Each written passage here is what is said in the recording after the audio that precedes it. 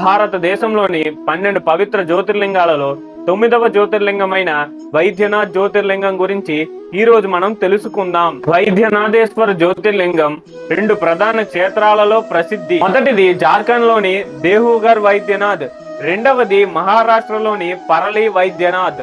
పురాణాలు చెబుతున్నట్లుగా రెండిటికి ఒకటే మూల కథ, రావణుడు మరియు శివుడు. వీడియోని చివరి వరకు చూడండి, మీకు తెలియని విషయాలు ఎన్నో తెలుసుకోవచ్చు. ఇంకా ఎవరైనా సబ్స్క్రైబ్ చేసుకోకుండా చూస్తే దయచేసి సబ్స్క్రైబ్ చేసుకోండి, లైక్ చేయండి, షేర్ చేయండి. ఇక కథలోకి వెళ్ళిపోతే లంకరాజు రావణుడు పరమశివుడు గణభక్తుడు. అతని భక్తి ఎంత ఘనమైనది అంటే రోజు ఉదయం శివతాండవ స్తోత్రం ఆలపిస్తూ శివుని మహిమను గానంగా పాడేవాడు. ఒక రోజు తన మనస్సులో ఒక మహా సంకల్పం పుట్టింది. అది ఏంటంటే, నా లంక ఎప్పటికీ నాశనం కాకూడదు అంటే శివుడు స్వయంగా ఇక్కడ నా రాజ్యంలో నివసించాలి అని. అందుకే హిమాలయాలకు వెళ్లి కఠినమైన తపస్సు ప్రారంభించాడు. సంవత్సరాలు తరబడి తపస్సు కొనసాగింది, కానీ శివుడు ప్రత్యక్షం అవ్వలేదు. రావణుడు తన భక్తిని నిరూపించడానికి తన తలలను ఒక్కొక్కటిగా అర్పించడం మొదలుపెట్టాడు. అతనికి 10 తలలు ఉన్నందున 9 తలలను కత్తిరించి శివలింగం ముందు పరిచాడు. 10వ తలను కూడా అర్పించబోతున్నప్పుడు శివుడు దివ్య కాంతిలో ప్రత్యక్షమయ్యారు. అప్పుడు శివుడు ఇలా అన్నాడు, ఓ రావణ, నీ భక్తి నన్ను సంతోషపరిచింది, కోరుకో, నీకు ఏం కావాలో అడుగు అని. అప్పుడు రావణుడు నమస్కరించి ఇలా అంటాడు, ప్రభు, మీరు నా లంక రాజ్యంలో శాశ్వతంగా నివసించాలి అని, నా రాజ్యానికి అజేయత్వం ప్రసాదించండి అని కూడా కోరుతాడు. శివుడు కొద్దిసేపు ఆలోచించి ఇలా అన్నాడు, నా లింగ రూపం నీతో వస్తుంది, కానీ నీవు అది నేలపై ఉంచకూడదు.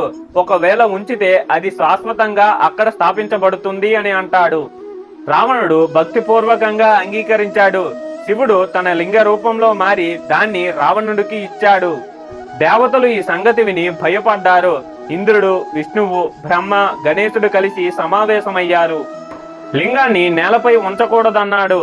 మనం ఒక పరిస్థితిని సృష్టిద్దాం, రావణుడు నేలపై ఉంచేలా. అయితే రావణుడు శివలింగాన్ని మూసుకుంటూ లంక వైపు బయలుదేరాడు. మధ్య దారిలో దివ్యమైన నదులు, పర్వతాలు, అరణ్యాలు దాటాడు. ఇక సాయంత్రమైంది. సూర్యాస్తమయం కావడంతో సంధ్యావందనం చేయడానికి సమయమైంది. కానీ లింగాన్ని నేలపై ఉంచలేదు. అప్పుడే గణేశుడు బాల బ్రాహ్మణుడు రూపంలో ప్రత్యక్షమయ్యాడు. రావణుడు అప్పుడు ఇలా అన్నాడు, ఓ బాలక, ఈ శివలింగాన్ని కొద్దిసేపు నువ్వు పట్టుకో, నేను సంధ్యావందనం చేసి వస్తాను అని. గణేశుడు చిరునవ్వుతో అంగీకరించాడు. కానీ నువ్వు ఆలస్యంగా వస్తే నేను దీనిని నేలపై ఉంచేస్తాను అని అంటాడు. రావణుడు అంగీకరించి తపస్సులో మునిగిపోయాడు.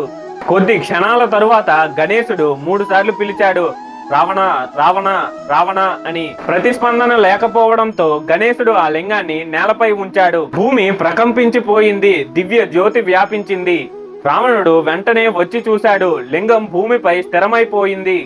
రావణుడు ఆగ్రహంతో దాన్ని లేపడానికి ప్రయత్నించాడు, కానీ అది కదల్లేదు. తన శక్తితో లాగుతో ఒక కొంత భాగం విరిగిపోయింది. లింగం యొక్క పైభాగం ఇతర ప్రదేశాలలో వ్యాపించింది. దాంతో జార్ఖండ్ మరియు పరళిలో 2 జ్యోతిర్లింగాలు ఏర్పడ్డాయని చెబుతారు. అప్పుడు రావణుడు బాధతో కేకలేశాడు, ప్రభు, నేను మీకు ద్రోహం చేయలేదు, కానీ నా భక్తి పరీక్షింపబడింది. అప్పుడు శివుడు దివ్య కాంతిలో వైద్యుడి రూపంలో ప్రత్యక్షమయ్యాడు. రావణ, నీ భక్తి పవిత్రమైనది. నేను ఈ క్షేత్రంలో వైద్యనాథేశ్వరుడిగా నివసిస్తాను.